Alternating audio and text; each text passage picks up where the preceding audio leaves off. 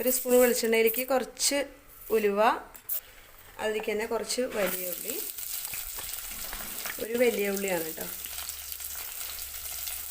അതിൽക്കൂടെ ഒരു കുറച്ച് വെളുത്തുള്ളി, ഒരു കഷ്ണം ഇഞ്ചി, ഒരു പച്ചമുളക്, കുറച്ച് കറിവേപ്പില എല്ലാം കൂടി ഇട്ടിട്ട് നല്ലോണം വാട്ടിയെടുക്കാണ്.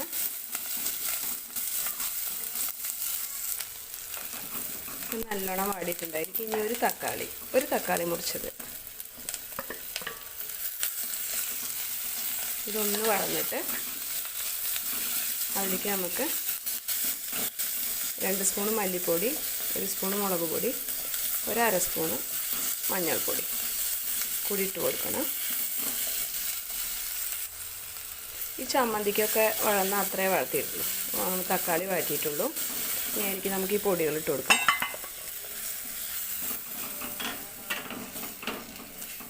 പച്ചമണം മാറണ വരെ ഒന്ന് വഴറ്റിയിട്ട് നമുക്കൊരു പ്ലേറ്റിലേക്ക് മാറ്റാം. ഇത്ര മതി. ഇതൊരു പ്ലേറ്റിലേക്ക് മാറ്റാം. അപ്പോൾ തീ ഒന്ന് സിമ്മിലാക്കി വെച്ചിട്ടേ ഉള്ളൂ ഞാനത്. അതിലേക്ക് നമുക്ക് കുറച്ച് വെള്ളം ഒഴിച്ച് കൊടുക്കാം. ഒരു നെല്ലിക്ക വലുപ്പത്തിൽ പുളി എടുത്തിട്ടുണ്ട്. ഈ പുളി ഒന്ന് നീരാക്കിയിട്ട് അതിലേക്ക് ഒഴിച്ച് കൊടുക്കാം. ഇതിലേക്ക് ഈ പുളി വെള്ളം ഒഴിച്ച് കൊടുക്കുകയാണ്.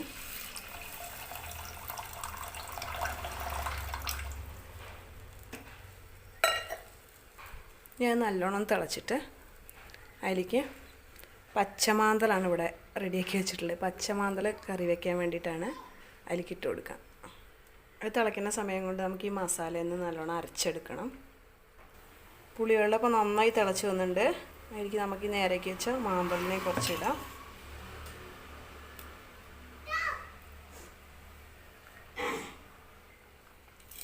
ഇപ്പോൾ തിളച്ചു. അതിലേക്ക് കുറച്ച് ഉപ്പിട്ട് കൊടുക്കാം. ഞാൻ കല്ലുപ്പാണ് എടുത്തത്. പാകത്തിന് ഉപ്പ്, കറിക്കും കൂടെ ഉള്ള ഉപ്പ് ഞാൻ ഇട്ടിട്ടില്ല.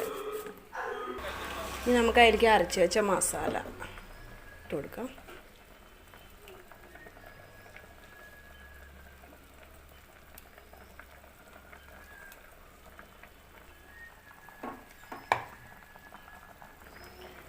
ജാറ് നല്ലോണം കഴുകി ഒഴിച്ചു കൊടുക്കുന്നു.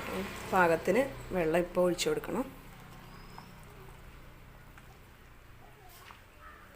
ഒരുപാട് ഗ്രേവി ഒന്നും പറ്റില്ല, കുറച്ച് ഗ്രേവി ആയിട്ടാണ് വെക്കാൻ പറ്റുള്ളൂ.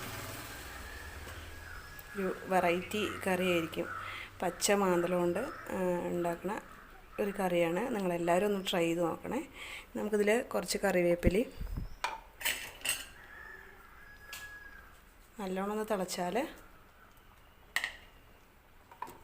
അതിൽ കുറച്ച് പച്ച വെളിച്ചെണ്ണ ഒഴിച്ചിട്ട് നമുക്കിത് വാങ്ങി വയ്ക്കാം. ഇത്രയേ വേണ്ടൂ. കറി റെഡിയായി.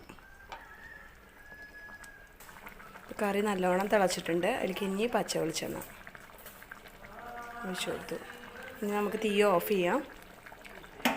ഈ ചട്ടി ആയതുകൊണ്ട് കുറച്ച് നേരം അത് തിളച്ചുകൊണ്ടേയിരിക്കും. ഓക്കേ.